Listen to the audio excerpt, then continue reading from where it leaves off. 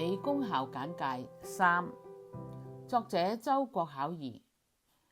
美加公校各教職員以及佢哋嘅職責同埋所提供嘅服務。喺美國同加拿大公校就讀嘅學生一般都接受普通嘅教育。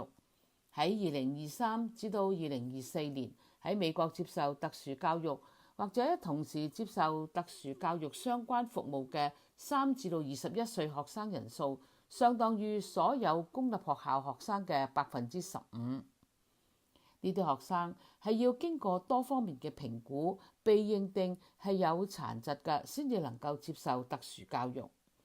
如果家長唔明白學校有啲乜嘢嘅教職員同埋佢哋所提供嘅服務，當仔女喺學業或者行為上面有問題嘅時候，亦都唔知道向邊一個求助。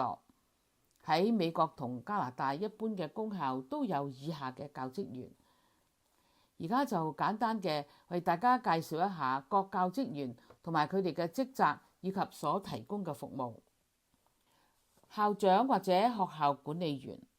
佢哋嘅職責係管理學校嘅內外行政，監督教職員，維持風紀同埋懲戒校內所有犯事嘅學生，包括接受普通同埋特殊教育嘅學生。好多學校都有一個或者以上嘅副校長。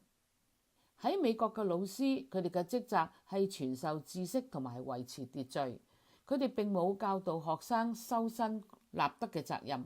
如果學生喺班上面多次嘅不守秩序，妨礙老師授課，又或者其他學生嘅進度，老師可以命令學生離開教室，使校長同埋輔導主任輔導同埋懲戒佢哋。一般嘅老師都係教普通教育班嘅學生，但係亦都有一啲接受特殊教育嘅學生被編入普通教育班。特殊教育老師係受過專業訓練，懂得用各種方法去幫助有殘疾嘅學生，改善或者克服喺學習同埋行為上遇到嘅困難。校園輔導主任嘅主要工作係輔導、指導、磋商同埋協調。輔導主任通過個別或者小組嘅輔導，幫助學生面對因為發育而產生嘅困擾，例如青少年時時遇到自我形象低落同埋社交等問題。輔導主任亦都幫助學生解決或者運用有建設性嘅方法去處理個人嘅問題，例如點樣控制憤怒嘅情緒，點樣面對父母嘅離異等等。指導嘅層面包括選科、選職業、申請大學同埋社交發展。當學生喺學業或者社交上面遇到困難，輔導主任就會同家長、老師、校長、駐校心理學師、醫務或者其他社區人員磋商，一同尋找、設計同埋履行一啲策略，使學生能夠喺學業上面成功。協調嘅範圍非常廣泛，一般包括喺校內設立、組織同埋衡量各預防與干預性嘅事項，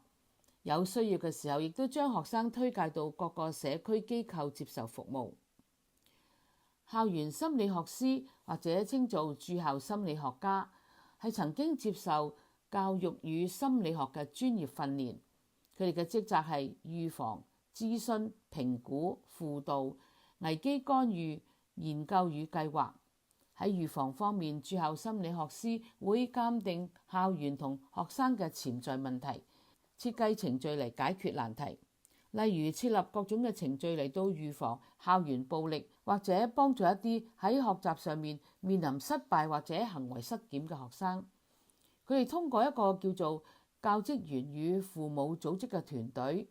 通過會議向教職員與家長諮詢，提供方法去教導以及解決學生所遇到嘅問題。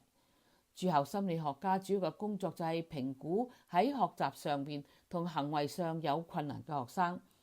斷定佢哋嘅問題所在，亦都為接受特殊教育嘅學生尋求同埋確定最有效嘅個人學習同埋行為干預計劃。有啲駐校心理學家亦都會評估成績優異嘅學生，鑑定佢哋係唔係可以有資格就讀天才兒童班。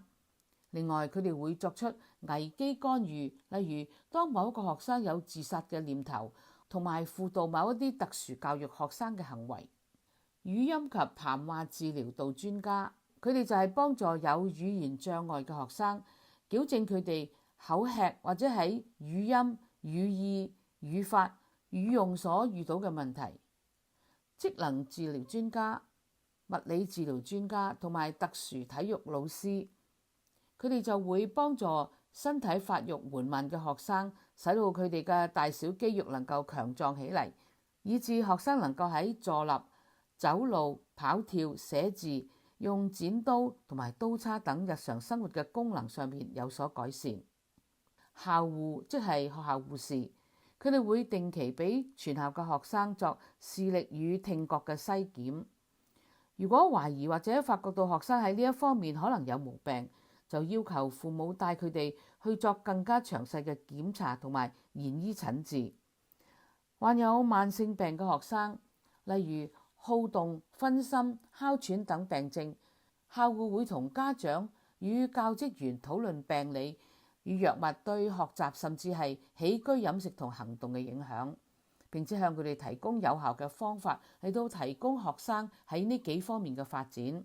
需要喺上課嘅時間服用藥物嘅學生，校護唔單止要按時按量俾學生服藥，亦都經常同老師、家長以及醫護人員聯絡，報告學生對藥物嘅反應。此外，當學生喺校內意外受傷或者有突發症，甚至老師懷疑某一個學生被家人虐待，校護亦都要從容不迫嘅處理呢啲大小事情。校園圖書管理員除咗替學生選購圖書、推薦佢哋借閱之外，亦都為小學生朗讀圖書，同埋幫助中學生尋找做習作嘅資料。另外，圖書管理員亦都要幫助老師去揾補充教材同埋選購教科書籍。校園社工唔係每一個校區都會聘用嘅，社工嘅主要工作係聯絡家長，使校方明白學生或者佢哋家庭嘅需要，以致校內嘅各職員能夠有效嘅幫助學生。社工亦都會幫助家長向社區機構申請福利同埋各樣嘅服務。有啲社工亦都輔導家長同學生解決家庭嘅問題。如果校區冇社工呢一個職份，咁社工嘅職務一般就由輔導主任、校護同埋駐校心理學家分擔。學校保安人員會通過巡邏同埋操作掃描設備，驗證學生，通常係初中同埋高中生，訪客嘅身份，以及質疑未經授權就進入校園嘅人，確定佢哋是否有權進入校園。而當校內有騷動，例如打交、學生擅自離開校舍等，學校嘅保安人員亦都要處理呢啲嘅事情，確保校內人員安全，校園是否安全。時時涉及學生紀律問題同埋學生逮捕與停學嘅事件次數有關。如果你擔心你嘅仔女就讀嘅學校保安設備係唔係足夠，同鄰近社區嘅環境是否安全，家長可以向校方或者警察局查問呢一間學校同附近嘅環境是否安全，亦都可以向校區申請你嘅子女轉到另一間學校就讀。另外仲有文員同埋秘書，佢哋係負責文件、帳目同埋學生出席記錄。